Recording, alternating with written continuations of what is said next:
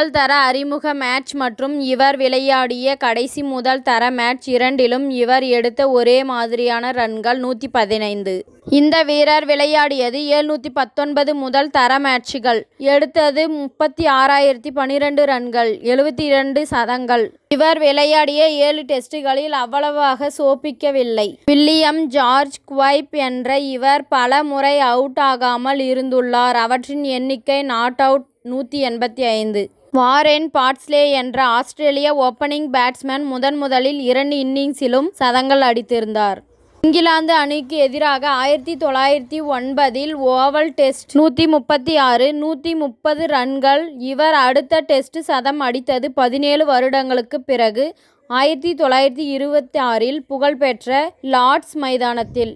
அடுத்த டெஸ்ட் டிராவில் முடிந்தது. இவரது ஸ்கோர் 193 நாட் அவுட். ஆஸ்திரேலிய அணியின் ஸ்கோர் 383. ஓப்பனிங் வீரராக களமிறங்கிய இவர் கடைசி வரையில் அவுட் ஆகாமல் 193 ரன்கள் எடுத்து கேரிட் த பேட் சாதனை புரிந்தார். வாரென் பார்ட்ஸ்லே தான் மிக அதிகமான வயதில் டெஸ்ட் மேட்சை கேப்டனாக திகழ்ந்தவர். லிஸ்டில் முதலிடத்தில் உள்ளார். 10 ஜூலை 1926 அன்று ஆஸ்திரேலிய அணியை லீஸ்ட் மைதானத்தில் முதல் முறையாக கேப்டன் வழிநடத்தும் பொழுது இவரது வயது 43 வருடங்கள். இவர் டெஸ்டில் முதல் பந்தில் அவுட் ஆனார். ரன் எதுவும் எடுக்கவில்லை. 41 டெஸ்டுகள் விளையாடிய இவர் எடுத்தது 2469 ரன்கள், 6 சதங்கள். பிரெட் ஈஸ் என்ற விக்கெட் கீப்பர் 450க்கு மேற்பட்ட முதல் தர மேட்சுகளில் கென்ட் அணியாக விளையாடியவர். சர்ரே அணிக்கு எதிரான மேட்ச் ஒன்றில் இவர் 9 ஆட்டக்காரர்களை ஸ்டம்ப் செய்து அவுட் செய்து ரெக்கார்ட் ஏற்படுத்தியுள்ளார். டான் பிரடமன் ஒரு முதல் தர மேட்சில் 0 ரன்னுக்கு அவுட் ஆகி எட்டி. கில்பர்ட் என்ற வேகப்பந்து பவுலர் தான் மிக வேகமாக பந்து வீசியவர் என்ற பாட்மனால் வர்ணிக்கப்பட்டவர்.